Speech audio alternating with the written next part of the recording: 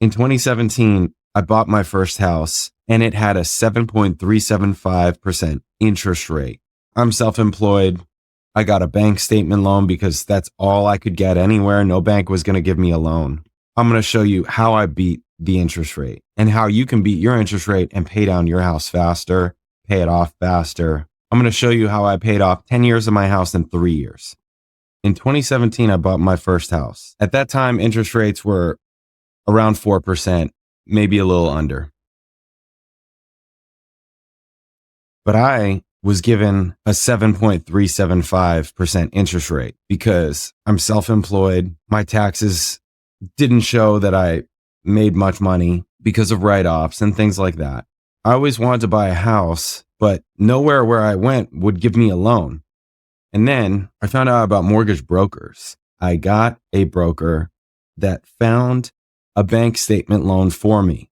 The catch is the interest rate was really high, 7.375%, almost double what the current going rate was. This was fine with me as long as I can afford the payment. So I bought my first house. This is my first house in California in the desert. It was a little homestead cabin in the desert, 2-bed, 1-bath, under 800 square feet, small house. And here is what the numbers looked like. I bought the house for $105,000. Yes, in California, in the desert, but it was 2017, not 2020 yet, when prices went bonkers.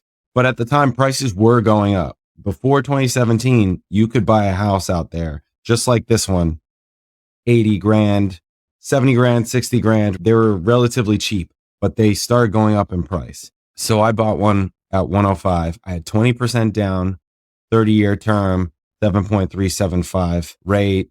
This is when my first payment was. This HOA, it's the taxes and insurance lumped together, and this is annual. So this is what the payment was. My payment was right around $753. Loan amount was $84,000. Down payment was $25,000 with fees and all that. It ended up being $25,000, something like that was the down payment, basically. And with that high of rate, I would have been paying over $271,000 for a house that I paid $105,000 for. Not great. But not only could I afford $753, I can pay more every month. And that's what I did in order to beat down this massive amount of interest, almost $125,000 worth of interest that I would have had to pay over a 30-year term. This is what I do with all my properties. I've had 4 houses now, just to help show me everything, all the numbers, where I'm at. So here we have the closing date. I paid $105,000 for the house, put 20% down. That was around this much. 20% is $21,000. But because of all the document fees, all the just crazy fees that go into closing a mortgage, all the bank fees, everybody's got to get paid, right? It's just under $26,000 total out the door that I need to have cash. Bam, I can get the house. Original loan amount was $84,000. Interest rate was 7.375%. Monthly pity payment was $753 and change. Principal and interest was $580. The escrow in 2017 was $173. Okay, so my total payment every month was $753. You can see that right off the bat, I'm paying extra. So I paid $1,000 a month for the first year that I own the house. I'm paying around $250 more every month. And also you can see that payment 5, my mortgage dropped. I don't know why it dropped. It could have been I changed insurance companies. Something happened, obviously. And it was most likely in escrow. So, and as you'll see, escrow always changes. Usually it goes up. In this rare occurrence, it dropped. And I imagine it was because taxes don't drop. Taxes go up. It had to have been because of insurance. So in month 5, my payment went down to just under $700, which is just amazing. So at that point, I was putting over $300 extra towards the mortgage every month. So for the first year, I was putting $1,000 towards the mortgage. Now let's see what that looks like a little bit. So as it is currently, it has a payoff date of September 2047. This is from September 2017. And we are making extra monthly payment of $246.69 for the first 4 payments. starting in September 2017. Calculate that right there, that alone, right? And it recalculate everything. It shows the payment, right? This is not fully exact, but it's pretty close. We're 14 cents off. And that right there, your payoff date is now January 2031. So you're saving 16 years on your house. That right there is just, I love this stuff. I think it's awesome. I think it's fantastic. It's like, great. This is fantastic because it's the largest monthly bill that you have, unless you're a psychopath with like a supercar or something, you know, with some race car in your driveway. Your mortgage is your highest monthly bill. So if you can get rid of that, you can save and invest so much faster. So this right there knocks off 16 years on the house. That's incredible. Here, with the extra payments, the loan will be paid off in 13 years and 4 months, saving yourself almost $77,000 in interest. That's just phenomenal. It's fantastic. Okay, but I didn't do that. I only did that for the first 4 months because in month 5, my escrow changed and my bill dropped even more, allowing more of my money to go towards the principal. So instead of $246 going towards the principal, it was $304, destroying the interest, just destroying it.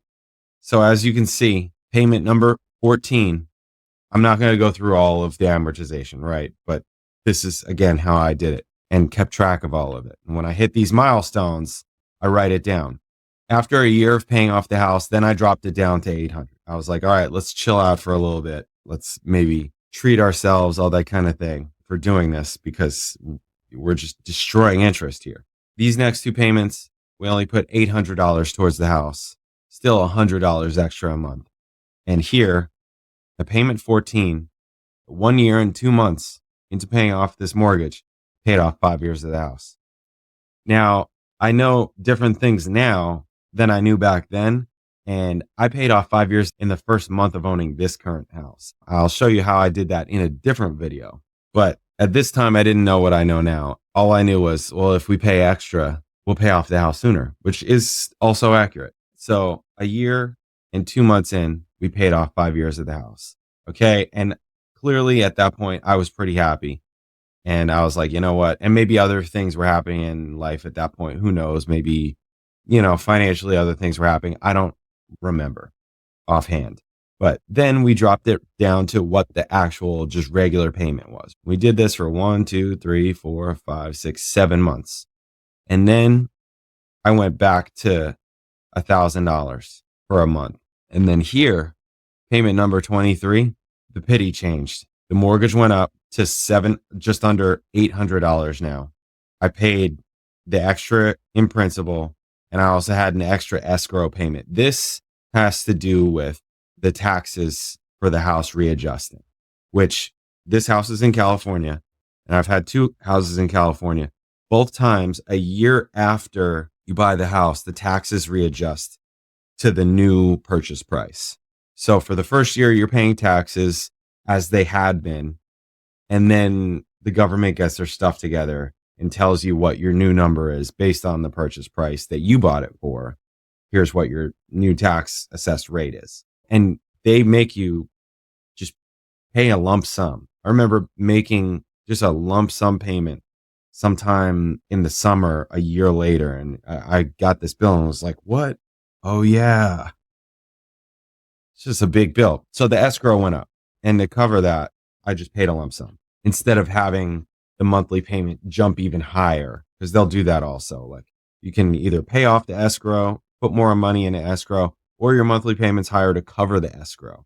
So then our new payment became something like this because the following month, that's what the payment was. There it is. And then look at this. I really hit the gas. Put $1,000, payment 25, and then I started throwing 1,500 at it. Yo. Yeah, talk about gas. Okay, 1, 2, 3, 4, 5, 6 months. I put $1,500 towards an $800 mortgage. And on payment 31, paid off 10 years of the house. That's 2 years and 7 months into owning the house, I paid off 10 years of the house. 2 years and 7 months.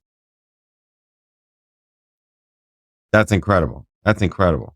10 years. And then for the next 2 months, we pulled back. And then I put 1,000. And then the pity changed again, went higher, went to 822.51, just as the base payment. And at this point, payment 36, that was our last payment on the house.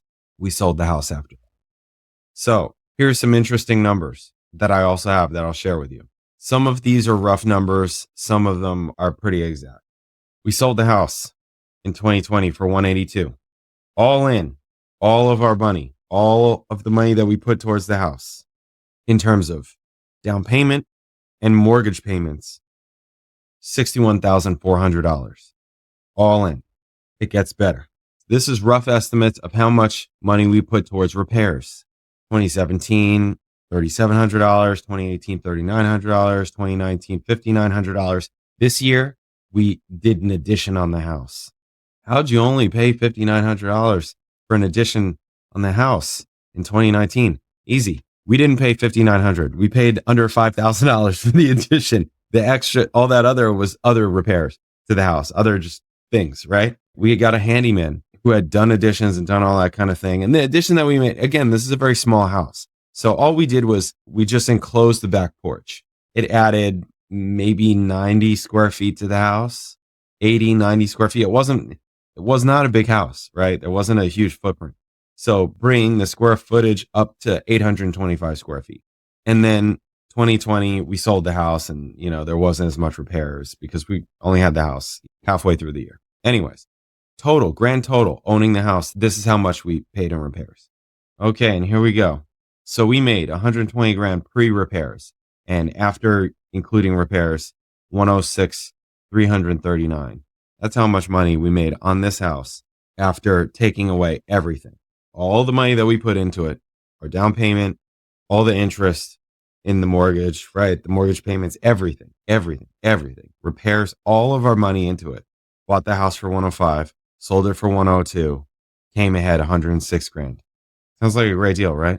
And here I have taken it even further for you because I know people are going to ask, well, hang on. You didn't really make this because you didn't pay off the mortgage, right? This is how much roughly was left on the mortgage, $72,500. So subtracting the 72 from the 106, you're left with just under $34,000. And this is when you take this, your grand total of what we paid, all the money that we had into the house. This is about 44.5%, which in 3 years is 14% a year, almost 15% a year. So I think that's really good. This was my first house, first time doing it. My second house was an even crazier deal, an even crazier story in a different way, right? We didn't have a crazy interest rate. Our interest rate on the second house was in the 2s. It was when the rates were at their lowest. And we basically stole the house. We got the house in a very unconventional way. Then we sold it for just so much more in like 8 months. It was, the market was going bonkers everywhere. So we really capitalized on it. And it was an awesome house. It was I loved living at that house. So, and you have to live somewhere. You'd usually be paying rent or something like that. Every single time I've moved after renting, I never get money back. But when you buy a house, usually, every time I've done it thus far, you get money back. Usually more than you put in, such as here. Will that continue in the future? Who knows? The market's dicey right now a little bit. So right now is probably a time to buy. It's not great for selling depending on when you bought. That's the caveat. It depends on when you bought. If you bought in 2017, you're selling now, you're probably doing great. But if you bought in 2022 or 2023 or something like that, and you're selling now, probably not great. So this is how I survived and beat a 7.375 interest rate. And the moral of the story is buy what you can afford and don't just pay the minimum. You should be destroying this loan because you would be paying $125,000 in interest to the bank. Forget all that. Be the bank. Save your money. Pay off your house. Now, I said already that in this current house, we've lived in it for just under a year, and we've already paid off 5 years of the house, right? So I paid off 5 years of the house faster in this house than I did in that house, in my first house. The reason why now is because I know about velocity banking. Velocity banking takes that money and it throws it towards the mortgage right then and there with no extra. This is the beauty of it, with no extra money out of my pocket. What I did in 2017 with that house, every single month I was taking extra money, extra cash that I had, and sending it to the bank. With velocity banking, it doesn't work that way. Everything that you're doing just monthly, just with your expenses, is literally the same. It's just you're taking out one type of loan and taking that money and putting it towards your amortized loan. And then you're paying everything. You're kind of rearranging your debt. I'll explain that in another video. I have explained that in a previous video on the video, how to pay off your house in 10 years or less. Check out my last video. You should check that out. It explains how I'm paying this house off in 10 years. And you can do it in less time. I explain that also. Check out that video. Like and subscribe. Let me know if you have any questions in the comments below. I'll catch you in the next video.